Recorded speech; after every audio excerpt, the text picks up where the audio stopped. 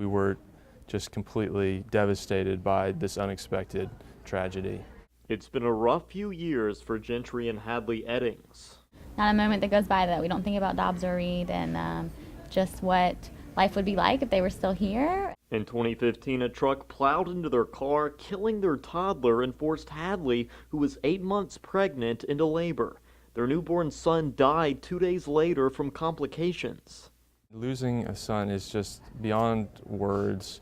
Tests found fentanyl in the driver's blood, and he pleaded guilty to involuntary manslaughter. The case drew national attention when the Eddings publicly forgave the man in court, and again when their twin boys were born a year later. Now the couple is lending their voices to the fight against opioids at the Coastal Horizon Center's annual luncheon.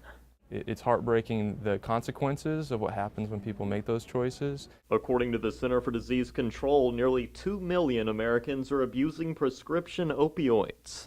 We've got to get people to treatment earlier.